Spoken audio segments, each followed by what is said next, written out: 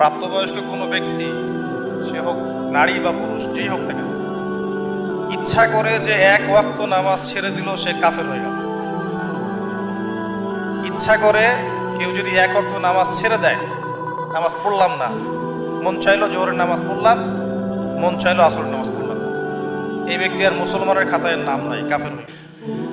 কিছু করার নাই, এটাই সত্য। কিয়ামতের মাঠে যখন সবাই দাঁড়াবে, সর্বপ্রথম হিসাব নেওয়া হবে নামাজের। যার নামাজের হিসাব ঠিক থাকবে তার সব হিসাব ঠিক থাকবে। যার নামাজের হিসাব ঠিক নাই, তার রোজা, হজ, যাকাত, সদকা এগুলো কোনো কাজে আসবে না। তাই মুসলিম হিসাবে আমাদের প্রথম কাজ কি? 5 ওয়াক্ত নামাজ জামাতে পড়ার চেষ্টা করো। যদি না পারেন জামাতে, কমপক্ষে বাসায় তো পড়তেই হবে। যুদ্ধ লাগছে মনে করেন, মুসলমানরা যুদ্ধ করছে, এই সময় নামাজের ওয়াক্ত হয়েছে, কি করব? নামাজ মাফ নাই। যুদ্ধক্ষেত্রে একদল সৈন্য নামাজ পড়বে, আরেক দল সৈন্য যুদ্ধ করবে। যাদের যুদ্ধ করা শেষ, ওরা আবার নামাজের জায়গায় আসবে, যাদের নামাজ পড়া শেষ তারা যাবে যুদ্ধের জায়গায়। নামাজের মাফ নাই। আপনি মোবাইল বন্ধ করুন। আপনি ফোন, মনে করেন যে আপনি কোনো জায়গায় দৌড়াচ্ছেন, আপনাকে কেউ ধাওয়া করছে, আপনার জীবন বাঁচানোর ব্যাপার, নামাজের ওয়াক্ত হয়ে গেছে, কি করবেন এখন? ইশারাতে নামাজ পড়তে হবে, ইশারাতে হলেও নামাজ পড়তে হবে। একজন পুরুষ মানুষের নামাজ না পড়ার কোনো সময় নেই, মহিলা মানুষের নামাজ না পড়ার সময় আছে। মহিলাদের মাসে কয়েকদিন নামাজ মাফ, পুরুষদের নামাজ মাফের কোনো সময় নাই। বালেগ হয়ে গেছেন, আপনার বয়স যখন 10 বছর হয়ে গেছে, 10 বছর থেকে মৃত্যু পর্যন্ত আপনার নামাজ ফরজ। 5 ওয়াক্ত নামাজ আপনার উপরে ফরজ। চিন্তা করে দেখেন যে কত ওয়াক্ত নামাজ আপনি পড়েন নাই। নবীজি বলছেন এক ওয়াক্ত নামাজ, এক ওয়াক্ত কেউ যদি ইচ্ছা করে ছেড়ে দেয়, যে পড়লাম না, আমি ইচ্ছা হলে পড়লাম, ইচ্ছা হলে পড়লাম, ফজর পড়লাম না, জোহর পড়লাম, আসর পড়লাম, মাঝে মাঝে জুমার নামাজ পড়ি, ঈদের নামাজ পড়ি, 5 ওয়াক্ত নামাজ পড়ি, আপনার নবী মুহাম্মদ সাল্লাল্লাহু আলাইহি ওয়াসাল্লাম বলেছেন সে ব্যক্তি কাফের হয়ে যাবে। আরেকটা হাদিসে আছে বাইনার রাজুলি ওয়া বাইনাশ শিরকি ওয়াল কুফরি তারকুস সালাত। একজন আল্লাহর বান্দা আর একজন কাফের মুশরিকের মধ্যে পার্থক্য হচ্ছে নামাজ। নামাজ পড়লো, মুসলমানের খাতায় নাম আছে, নামাজ নাই, মুসলমানের খাতায় নাম। ইমাম আবু হানিফা রাহিমাহুল্লাহ, আমাদের হানাফি মাযহাবের ইমাম, তিনি বলতেন কেউ যদি নামাজ না পড়ে তাকে জেলখানায় বন্দি করে রাখতে হবে, তওবা করার সুযোগ দিতে হবে। যদি তওবা করে তাহলে আলহামদুলিল্লাহ, তাকে মাফ করে দিতে হবে। যদি তওবা না করে তাকে হত্যা করতে হবে, কারণ তার বেঁচে থাকার অধিকার সে হারিয়ে ফেলছে। তো এরকম কঠিন কঠিন হাদিস আছে নামাজ না পড়ার ব্যাপারে। তো প্রথম কথা হচ্ছে নামাজ নাই, ইসলামের কিছুই নেই। আর নামাজ যার নাই, তার দ্বারা যত রকমের পাপ আছে দুনিয়ার সম্ভব। একজন বেনামাজি সুদ খাইতে পারবে, ঘুষ খাইতে পারবে, জেনা করতে পারবে, মানুষকে ঠকাইতে পারবে, তার মনে তো আল্লাহর ভয় নাই। সে যদি আল্লাহকে ভয়ই করতো তাহলে তো নামাজ পড়তো। আরও ব্যাপার আছে, মনে করেন আমি নামাজ পড়ি, কিন্তু নামাজ ঠিকঠাক মতো পড়ি, নামাজের ওয়াক্তের ঠিক নাই, এক ওয়াক্তের নামাজ আর এক ওয়াক্তে পড়ি, নামাজে মনোযোগ নাই, নামাজে দাঁড়ায় মনে করেন দুনিয়ার চিন্তা করতে আসে। তারপরে মনে করেন নামাজ পড়তে দাঁড়িয়েছি, কিন্তু ডিজিটাল নামাজ পড়ছি 3G 4G স্পিডে, নামাজে সূরা কেরাতের ঠিক নাই, সূরা কেরাতের মধ্যে 1000টা ভুল, রুকুর ঠিক নাই, সিজদার ঠিক নাই, তাড়াহুড়া করে নামাজ পড়লাম আল্লাহকে দেখানোর জন্য, মানুষকে দেখানোর জন্য। এই নামাজগুলো সম্পর্কে আল্লাহ পাক বলেছেন সূরা মাউনের মধ্যে, ফাওয়াইলুল লিল মুসাল্লিন, যারা নামাজ পড়ে না ওদের হিসেব তো বাদ, যারা নামাজ পড়ে এদের কথা বলা হচ্ছে। যারা নামাজ পড়ে এদের জন্যও ক্ষতি, ধ্বংস আছে। কোন নামাজ পড়নেওয়ালার জন্য ক্ষতি? যে ভালো করে নামাজ পড়ে তার জন্য কি ক্ষতি হবে? কোন নামাজ পড়নেওয়ালার জন্য ক্ষতি? আল্লাযীনা হুম আন সালাতিহিম সাহুন, যারা নামাজ সম্পর্কে গাফেল, উদাসীন, ওয়াক্তের ঠিক নাই, তারপরে নামাজে মনোযোগ নাই, নামাজে তাড়াহুড়া করে নামাজ পড়ে, এইসব নামাজের জন্যও জাহান্নাম। ওয়াইলুল লিল মুসাল্লিন, ওয়াইল নামক জাহান্নাম এইসব নামাজিদের জন্য। নামাজি যদি নামাজ পড়ে জাহান্নামে যায়, তাহলে বেনামাজি কোথায় যাবে চিন্তা করে না। আর এই কথা শোনার পরে, এই দাওয়াতটা আপনার কানে পৌঁছানোর পর নামাজ ছাড়ার কোনো এক্সকিউজ নাই, আপনার কোনো ছাড় আর হবে না আজকের পর। এতদিন শোনেন নাই, এই হাদিসগুলো জানেন নাই, সেটা আলাদা বিষয়।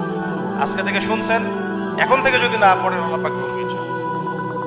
আর এই জন্য আল্লাহ পাক এত দূর থেকে আমাকে এখানে পাঠাইছেন আপনাদেরকে নামাজের কথা বলার জন্য। নামাজ কোনো মাফ নাই, নামাজ পড়তেই হবে। একজন গর্ভবতী মেয়ের যদি প্রসব বেদনা উঠে যায়, তখনও নামাজ পড়তে হবে ইশারায় শুয়ে শুয়ে। আপনার শরীরে হাড়াহাড্ডি গুঁড়া হয়ে গেছে, আপনাকে বিছানায় শুয়ে ইশারায় নামাজ পড়তে হবে, নামাজের মাফ নেই। আপনি দাঁড়াতে পারেন না, বসে আছেন, বসেই নামাজ পড়তে হবে। বসতেও পারেন না, মাজা ভেঙে গেছে, শুয়ে শুয়ে নামাজ পড়তে হবে, কোনো মাফ নাই। শুধু সফর, আপনি সফরে গেছেন কোনো জায়গায়, এখন আপনি মুসাফির, এখন আপনি 4 রাকাতের নামাজ 2 রাকাত, 4 রাকাত বিশিষ্ট নামাজ 2 রাকাত পড়বেন। কসর আপনাকে আল্লাহ পাক ছাড় দিয়েছে যে আপনি 4 রাকাতের নামাজ 2 রাকাত পড়তে পারবেন যখন আপনি মুসাফির, কিন্তু নামাজের মাফ নাই। আবার মনে করেন যে আপনি ঘুমায় গেছেন, নামাজের ওয়াক্ত চলে গেছে, আপনার খেয়াল ছিল, ঘুম তো আল্লাহ দিয়েছেন, তাই না? তাই বলে আবার সারা রাত জায়গা ফজরের নামাজ না পড়ে ঘুম, সেটা তো আল্লাহ দেন, সেটাকে আল্লাহ বলছেন সারা রাত জেগে থাকো, ফজরের ওয়াক্তে কি ঘুমাও? আল্লাহ পাক এটা বলছেন? আল্লাহ বলছেন রাসূল সাল্লাল্লাহু আলাইহি ওয়াসাল্লামের সুন্নাহ হচ্ছে ঈশার নামাজ পড়েই তাড়াতাড়ি ঘুমায়, যাতে ফজর আপনার কাজা না। তো এমনি ইচ্ছাকৃত আপনি করেন নাই, আপনি ঘুমাইছিলেন, আল্লাহ পাক আপনাকে ঘুম পাড়া রাখছেন, একটা নামাজের ওয়াক্ত চলে গেছে, এখন কি এটা মাফ? মাফ নাই। যখন আপনি ঘুম থেকে উঠবেন তখনই সেটা কাজা করবেন। মনে করেন আপনার 3-4 বছরের নামাজ আপনি পড়েন নাই, এখন কি করবেন?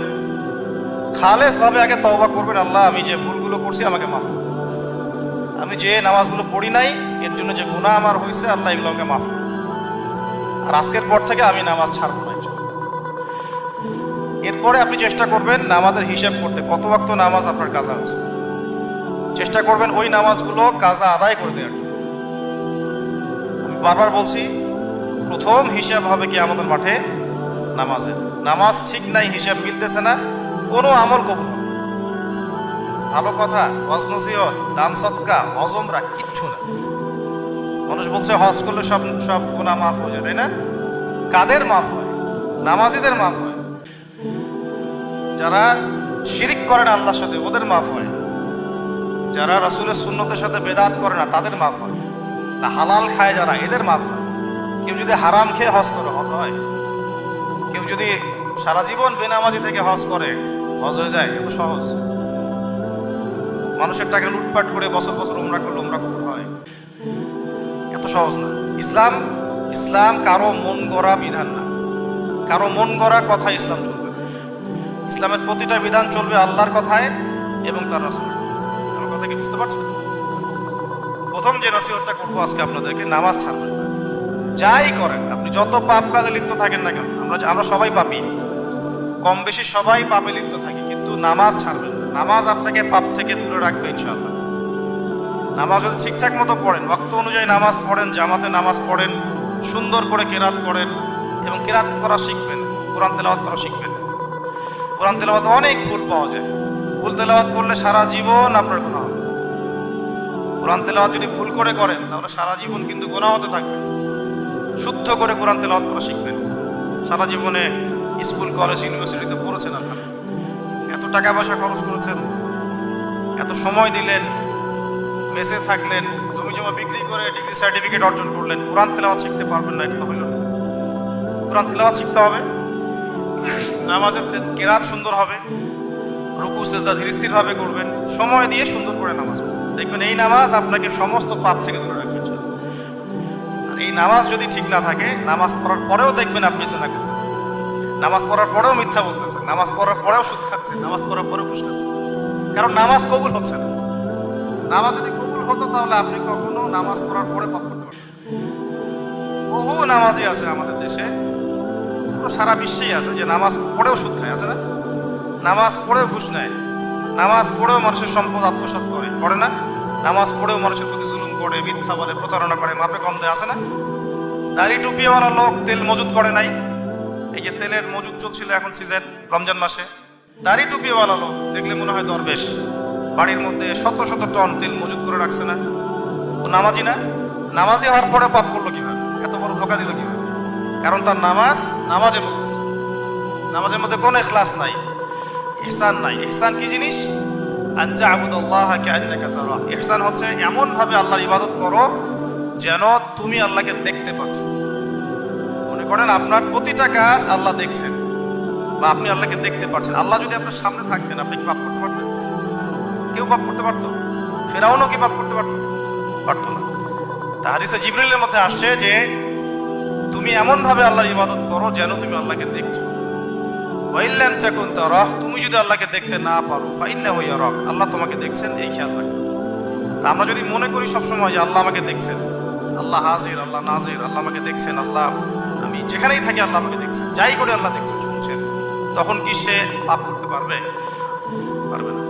এই কারণে ইহসানটা জরুরি। এই ইহসান কোথায় আসবে? নামাজের মধ্যে দিয়ে আসবে। নামাজ যত সুন্দর হবে দেখবেন আপনার মনটা নরম হবে, আল্লাহর সাথে আপনার কথাবার্তা হবে। নামাজ স্থিরভাবে, ধীর স্থিরভাবে পড়বেন, তাড়াহুড়ার কিচ্ছু নেই। কারণ পৃথিবীতে আসছেন কি জন্য ভাই? বিয়ে শাদী করার জন্যে, চাকরি বাকরি করার জন্যে, বাড়ি গাড়ি টাকা কড়ি কামাই করার জন্যে, জমি জমা কেনার জন্যে। আর এগুলো তো আমরা সব নিয়ে যাবো, তাই না? কি বলেন? কবরে আমার সাথে বউ যাবে, বাচ্চা যাবে, জমি যাবে, বাড়ি যাবে, গাড়ি যাবে, তাই না? কিছুই যাবে না, কিন্তু সারা জীবন এগুলোর পিছনেই ছুটতেছি। যাবে না সাথে কিছুই, কিন্তু সারা জীবন ছুটি এগুলোর পিছনে। কি জন্য আসছে পৃথিবীতে? সূরা জারিয়াত পড়বেন, সূরা জারিয়াতের 59 নম্বর আয়াতটা পড়ে দেখবেন। আল্লাহ বলছেন ওয়ামা খালাকতুল জিন্না ওয়াল ইনসা ইল্লা লিয়াবুদুন, আমি জিন আর মানুষকে শুধু আমার ইবাদত করার জন্য সৃষ্টি করছি। পৃথিবীতে আসছে শুধু আল্লাহর ইবাদত করার জন্য। আর ইবাদত মানে শুধু নামাজ পড়াই না, ইবাদত মানে পরিবার দেখা, ইবাদত মানে ব্যবসা করা, ইবাদত মানে ভালো চাকরি করা, হালাল চাকরি করা, হালাল রিজিক অন্বেষণ করা। ইবাদত মানে জিকির করা, ইবাদত মানে তেলাওয়াত করা, ইবাদত মানে আল্লাহর জমিন, আল্লাহ দিন প্রতিষ্ঠা করা, সবই ইবাদত। একজন মুমিনের প্রতিটা কাজই কি? ইবাদত। কিন্তু করতে হবে কার পদ্ধতিতে? বলেন, রাসূল সাল্লাল্লাহু আলাইহি ওয়াসাল্লামের পদ্ধতি। তখন দেখবেন প্রতিটা কাজই ইবাদত। বাথরুমে গেছেন, বাথরুমে পেশাব পায়খানা করছেন, এটাও ইবাদত। যদি ঢোকার সময় দোয়া পড়ে ঢোকেন, বের হওয়ার সময় দোয়া পড়বেন। ঘুমাইছেন আপনি, ঘুমটা ইবাদত। যদি ঘুমানোর আগে আপনি দোয়া পড়েন, আর ঘুম থেকে উঠে দোয়া পড়েন। আপনি খাচ্ছেন, খাওয়া ইবাদত। খাওয়ার আগে দোয়া পড়েন, শেষে দোয়া পড়েন। মানে প্রতিটা কাজ নবীর সুন্নাহ মতো করলে প্রতিটা কাজই কি? ইবাদত। প্রিয় ভাইয়েরা আমার মন থেকে নসিহত থাকবে যে আপনারা নামাজ আজকে থেকে ছাড়বেন না ইনশাআল্লাহ।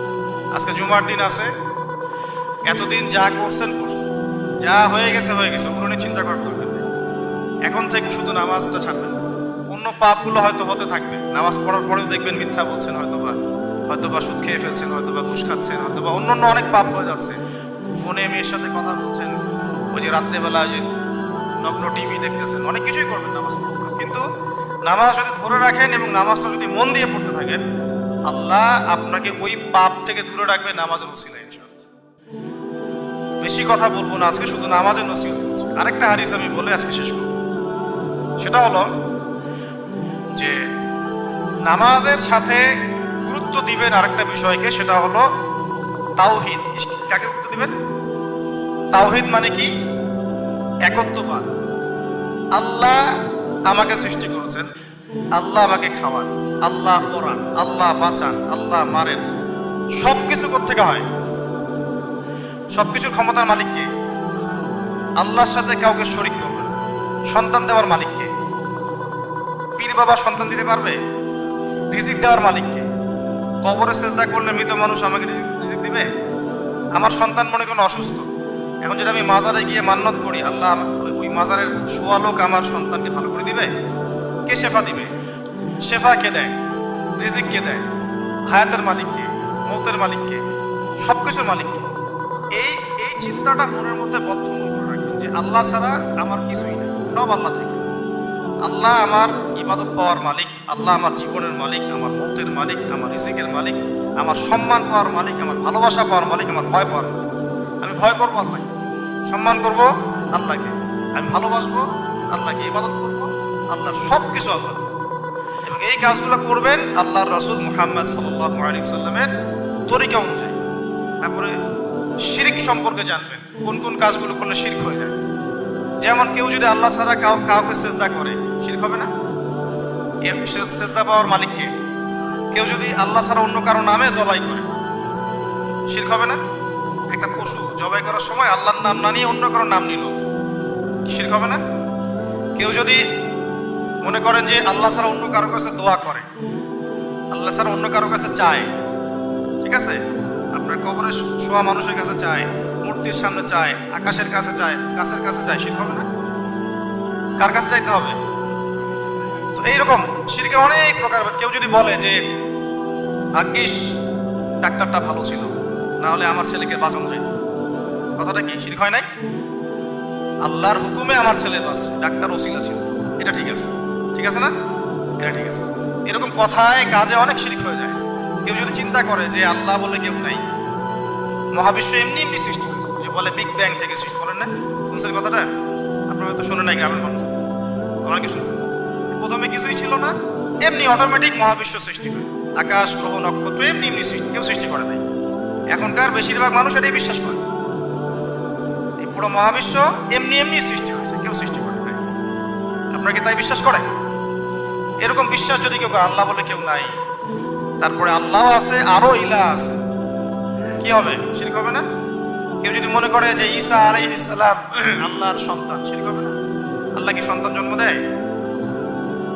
তারপরে কেউ যদি মনে করে ফেরেশতারা আল্লাহর মেয়ে, ফেরেশতাদের হাতেই সব ক্ষমতা আছে, শিরক হবে না? মৃত্যুর ফেরেশতা আল্লাহর হুকুম ছাড়া কি আপনার জান নিতে পারবে? তার কাছে কি জান নেওয়ার ক্ষমতা আছে? রিজিক যে ফেরেশতাকে বন্টন করতে দেওয়া হয়েছে, সেই ফেরেশতাকে আপনাকে রিজিক এমনি এমনি দিতে পারবে আল্লাহ হুকুম না দিলে? আল্লাহ যদি হুকুম দেয় যে আপনি কোটিপতি হবেন, কেউ কি ঠেকাইতে পারবে আপনাকে? আল্লাহ যদি লিখে রাখেন যে আপনি যতই দৌড়ান দুনিয়ার পিছনে আপনি লাখ টাকার মালিক হইতে পারবেন, আপনি কি পারবেন কোনোদিন? এই যে চিন্তা সব আল্লাহর দিকে নেওয়া, এটাই হচ্ছে তাওহীদ। আমার কথা কি বুঝতে পারছেন? আমি হয়তো সহজ করে বুঝাতে পারতেছি না, আসলে সব কিছু কোত্থেকে হয়? আল্লাহ থেকে। নামাজের নসিহত করলাম, তাওহীদ এবং শিরক থেকে দূরে থাকবেন।